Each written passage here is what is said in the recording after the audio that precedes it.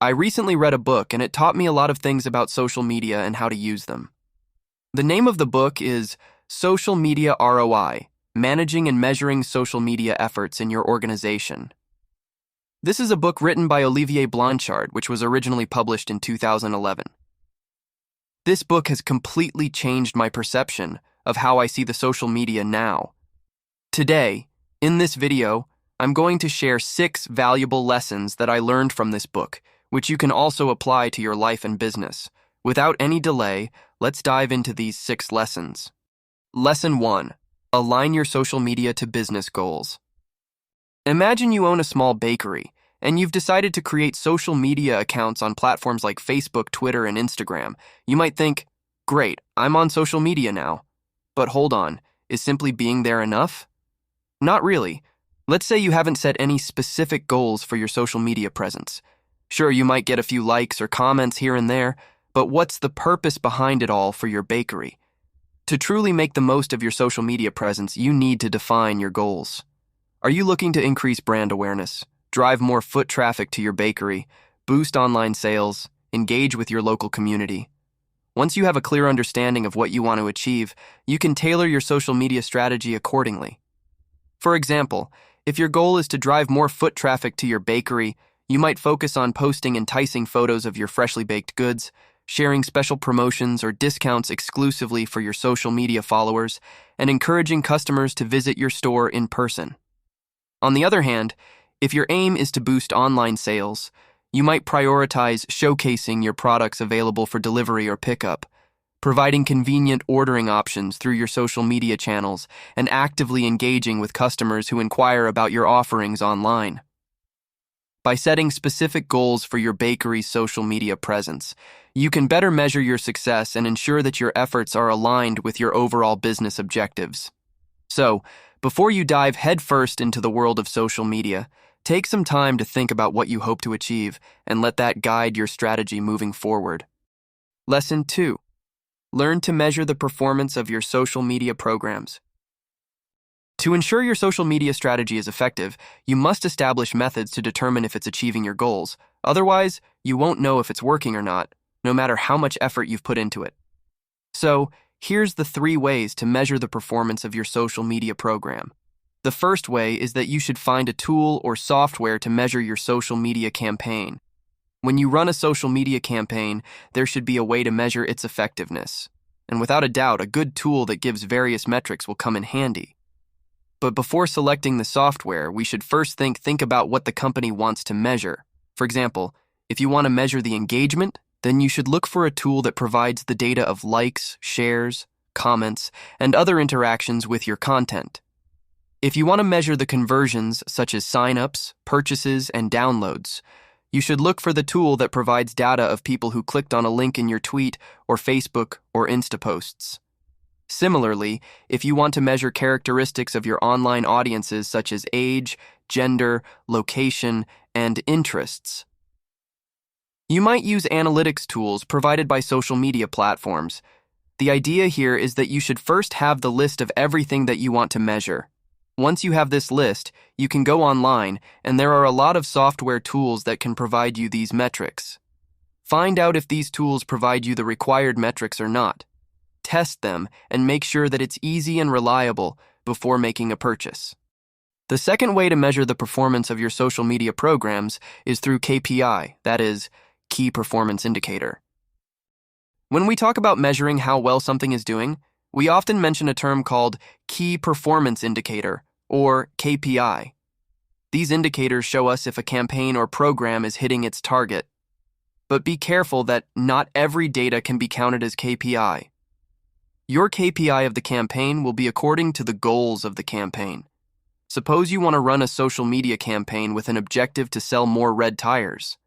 To achieve this goal, your target might be something like selling extra 25,000 red tires in third quarter. For this goal, your KPIs might be something like this. 1. Sales of the red tires in the target location during third quarter. This will directly tell you how many tires are being sold. 2. Increase in likes on Facebook page for red tire content from your target location. This will let you know if more people in your target area are interested in the red tires. 3. Increase in click-throughs on links leading to red tire content from your target location accounts. This shows you if people in your target areas are actively engaging with your red tire information online. 4. Use of coupons and discount codes for red tires in your target locations during third quarter. This tells you if your promotions are encouraging people to buy our red tires. 5. Visits to our company's homepage. This tells you how many people are checking out your overall company information. 6. Bounce rate. This shows you how many people leave your website without clicking on anything. 7. Brand mentions globally. This helps you understand how much your brand is being talked about worldwide, which could influence tire sales in the long run.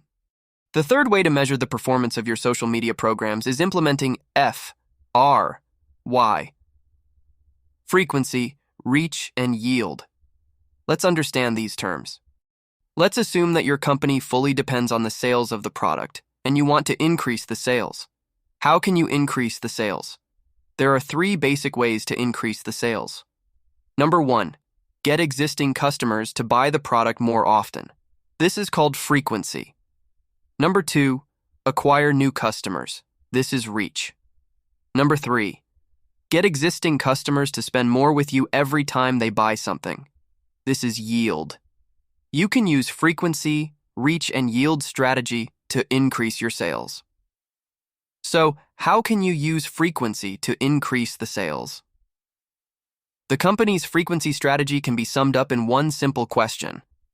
How do you get existing customers to buy your product more often than they do now? Let's go back to the previous example and assume that your company wants to sell more red tires. You notice that most people who buy red tires get new ones every 3 months, and the question is, how do you make these customers buy more? One way to make them purchase more is by giving them promotional discounts or special offers, but this is the short-term approach. This strategy might lead to increased sales for 1 quarter, but sales could drop back to the same low level afterward. The reason for this is that a customer who used to buy tires every 3 months might purchase the same tire now and then, wait another 3 months before buying another one. A long-term approach is to make them buy more often. So instead of prioritizing promotional sales, it's better to concentrate on an awareness program that demonstrates how tires wear down after 2 months. You can run awareness program with a title something like this: Old tires are less safe than new ones. Don't risk getting a flat or crashing to save a few bucks. Or you can catch up speed lovers saying, older tires slow you down, new ones make you faster. The important part is you should know how to measure the frequency of purchase after you run the campaign. Tire business usually have resellers who are independent of your company. If your reseller normally used to order 5 sets of tires per month, now starts to order 10 sets of tires. Something has changed. You can call them and ask, hey, we have started getting more order from you. Has something changed? Reseller might know why their customers are purchasing the tires more frequently. If they do not know, you can ask them to ask their customers. You can also make a quick survey and ask tire buyers directly. You can put a link to the survey on your website or social media. You could consider adding it to receipts, packaging, or displays in stores, or you can use your own creative ideas. The crucial thing is to gather data. If you have data, you can measure how successful your campaign has been. The second way to increase the sales is to increase the reach. Think about this. If your message currently reaches 10,000 people and 1,000 of them are transacting customers, what would be the impact of reaching 100,000 people? By growing your audience to 10 times its current size, is it possible that you might acquire net new transacting customers from the additional 90,000 people you are reaching? Generally, yes. Here's one example of it. Dell's Dell Outlet Twitter account took 2 years to reach its first 2 million in sales, yet reached 6.5 million in its 3rd year. Why the sudden acceleration? It's because of increase in reach. You can measure the impact of reach on sales performance by measuring changes in the size of various key communities managed by your social media program. Examples might be your number of new followers on Twitter, your number of new connections on Facebook, net new group members on LinkedIn, and new subscribers to your RSS feeds or your YouTube channel. Let's talk about the third element of FRY, yield. Yield means how much money you make from each transaction, whether it's a sale or an interaction on social media. If you can't get new customers or make your current customers buy more often, then you need to focus on getting them to spend more money each time they buy from you. There are two ways to increase yield. First, you can raise your prices. For example, if you were selling red tires for $35 each in the second quarter, you might try selling them for $35.50 each in the third quarter. But be careful. If people aren't willing to pay more for your product, raising prices could hurt your sales. Your second option is to encourage your customers to spend more. Think about when you go to a coffee shop. When you order a small coffee, the barista might suggest getting a medium instead. They might also ask if you want to add a croissant or muffin to your order. This kind of upselling can help you make more money from each customer. Lesson 3. Learn to use social media effectively by establishing clarity of vision, purpose, and execution. Most of the people in business are excited about what social media can do for them. But the problem is that they don't know how to use it effectively. It's one thing to say social media is important for a business, but it's another to show how it specifically helps that business. Before running any social media campaign, it is important to know how and what kind of value it will create. The value that you want to bring in your company could be like this. I want to cut 20% out of our current customer service costs by shifting some of our resources out of our call center and into social media channels. Aside from making us more effective, chances are that it will improve people's perception of our company as well. Or if you want more reach, you have to discuss something like, I want to use social media to increase our reach. We should be able to leverage our engagement with the public on Facebook and Twitter to double our customer acquisition rates over the course of the next year. Or if you want to improve sales by yielding more, you can discuss something like, social media seems like a great way for us to turn our loyalty program into stronger repeat business. I want to start by focusing on frequency and yield campaigns so we can get our sales numbers back on track before the end of the quarter. The takeaway from here is that before implementing any social media campaign, it's vital for businesses to define specific objectives aligned with their goals, whether it's reducing costs, increasing reach, or improving sales. Lesson 4. Focus on quality over quantity. Imagine you have a social media account, maybe on Instagram or Twitter. You post a picture or tweet, and people start liking it or following you. It feels good to see those numbers go up, right? But here's the thing. Just having a lot of followers or likes doesn't necessarily mean you're doing well on social media. Let's say you have 10,000 followers, but when you post something, only a handful of people actually engage with it. Maybe they like it or leave a comment. On the other hand, imagine someone else has only 1,000 followers, but every time they post, they get lots of likes, comments, and shares. Now, which one is doing better on social media? The book suggests that the second person, the one with fewer followers but more engagement, is actually doing better. Why? Because they're building stronger connections with their audience. Those people who interact with their posts are genuinely interested in what they have to say. They're not just scrolling past, they're actively engaging with the content. So, instead of chasing after more and more followers or likes, the book encourages focusing on creating content that sparks genuine interest and conversation. It's about quality over quantity, building real connections with the right audience, rather than just trying to reach as many people as possible. Lesson 5. Learn to use social media for marketing. If you keep bombarding your followers with ads and promotions all the time, they might not like it. It's important to remember that social media is not just another place to advertise. Many companies make the mistake of focusing too much on advertising when they start using social media. So, how much marketing is too much on social media? To count in figure, out of 10 posts, 1 might be related to the sales. Remaining 9 posts should be focused on providing value, engaging with the audience, and building relationships. It's important to listen to your customers and what they're saying about you and your competitors. In between these things, you can remind people about your great products. Community also plays a vital role on what customers are saying about your products. So, the good idea is to work with community managers and plan your marketing messages rather than pushing too much marketing posts. Finally, here are the 6 simple tips on using social media for marketing. 1. Don't post too much marketing content on social media. Keep it under 10% of your activity.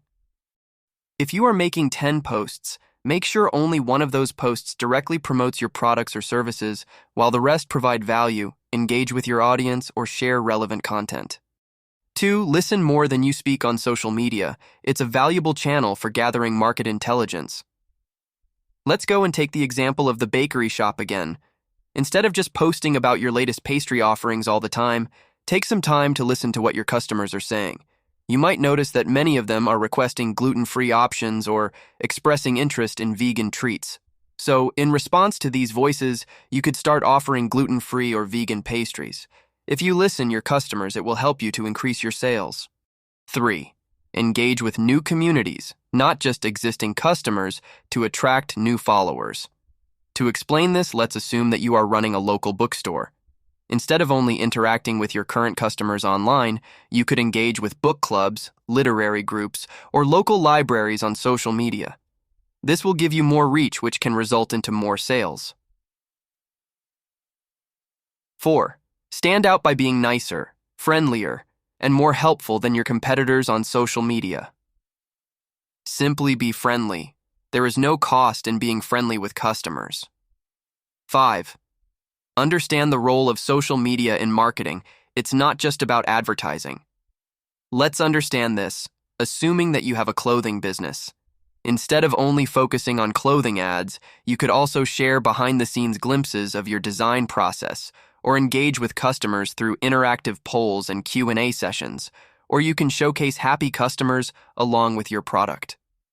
This approach builds a sense of community around your brand and develops deeper connections with your audience. 6. Be cautious with social media automation. Do not schedule all marketing messages simultaneously and avoid auto DMs to maintain genuine engagement. Being cautious with social media automation is crucial. If you schedule all marketing messages to go out simultaneously, it can flood your audience's feed. They may take this as spams. You also need to be careful with auto DMs. You should always appear authentic and provide meaningful interactions with your customers. With this, we have come to the end of the video. Thank you for watching till here. Hope to see you soon on another video.